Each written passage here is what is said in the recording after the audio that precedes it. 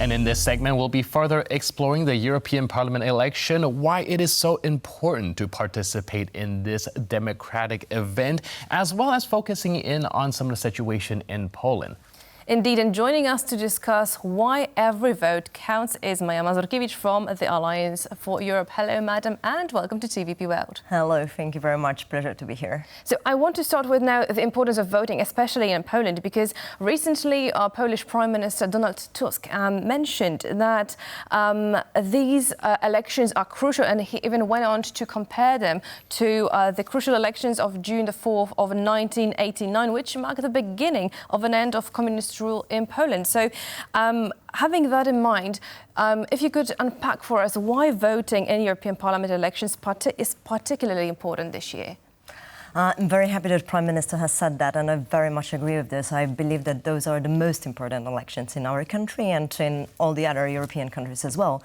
And in particular, because we are having quite a lot of threats right now. And the European Parliament, the European Union, is giving us a security and safety.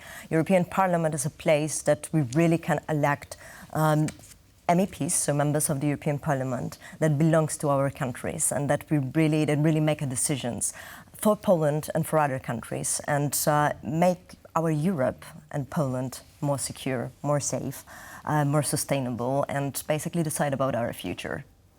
Right, and we're looking at the election that is cross-country. This is actually the first international body that's elected directly by the citizens. So it is a very significant event. However, when it comes to past election, usually it doesn't have the same sort of turnout compared to national or even local elections.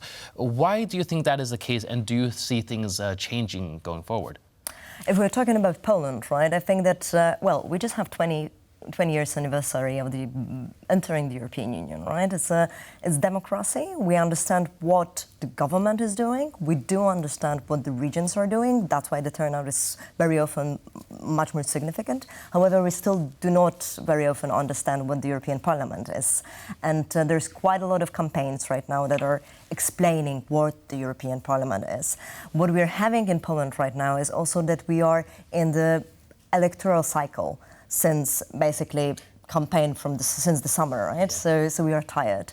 But those elections are crucial, are important. We should plan to vote. I know it's great weather to be on Sunday, but let's take friends, let's take family, and really show who we vote for, because it's our choice. Every single vote matters. There's quite a lot of populists doing campaigns, also using disinformation, using AI, using polarization, and European Union is the community that we belong to. So let's make a decision on it. So it is called Super Sunday, I feel like, for a reason, not only because of the good weather that is to happen, but you mentioned now populists. I would love to stay here for a moment.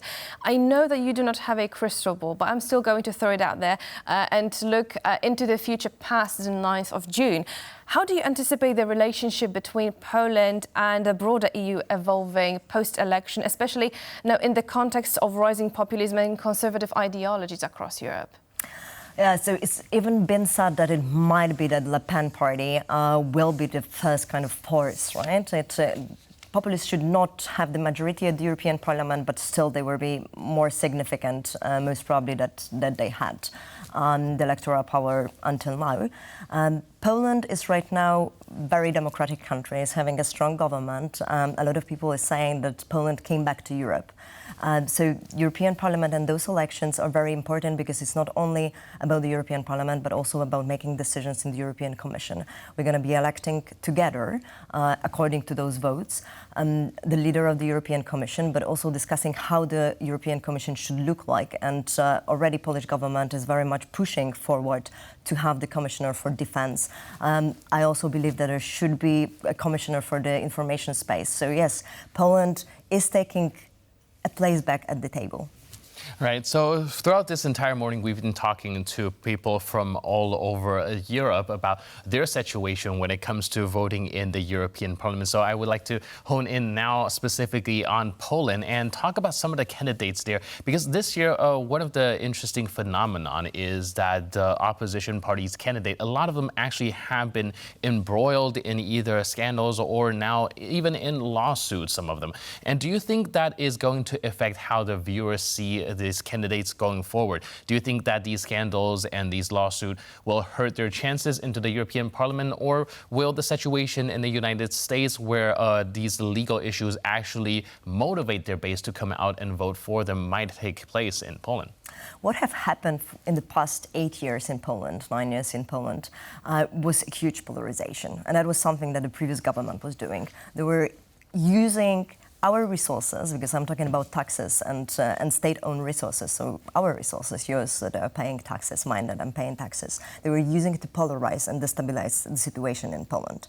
So what we are seeing right now, in having the candidates that were formally engaged in different scandals, it is a bit viewed by the voters that they are running away, right? They are trying to run away to have sort of a shield that can protect them.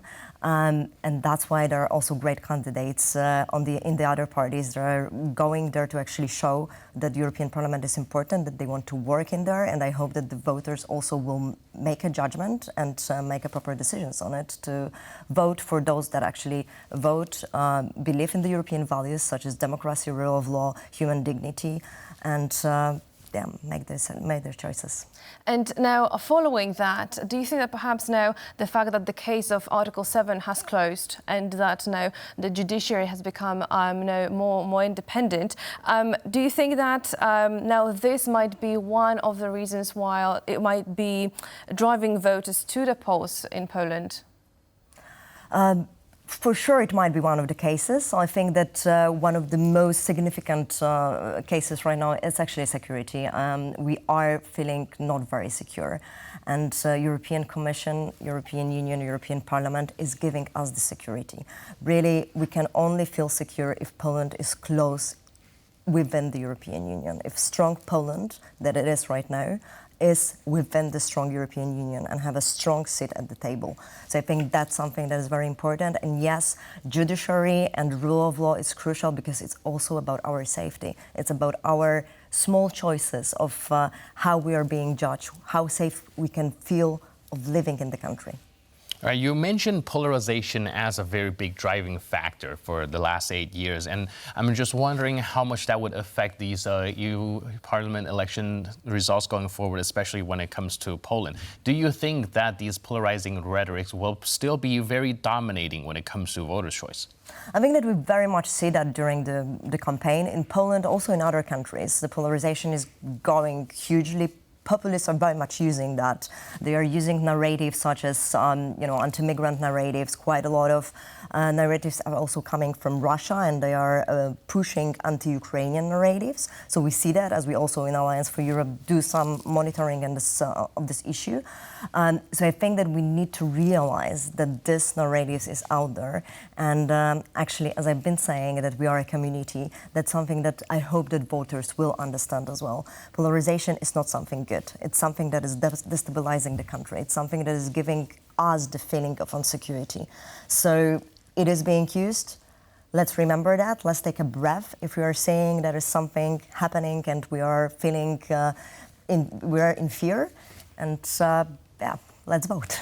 And I would also, and it's a very positive message, but we still have to bring some, let's say, shadows to the table, as we do know that there are some, let's say, figures that make the relationship of Poland with the EU quite difficult. And for instance, there are some candidates, I'm talking for instance about Daniel Obajtek, that is not considered a very, let's say, pluralism and democracy friendly person, but he's still being a candidate. So how do you feel like this, what kind of message does it send now to a broader audience, or what kind of message does it send to Europe? First of all, I'm very happy that we are living in democracy, and every single person that wants and have the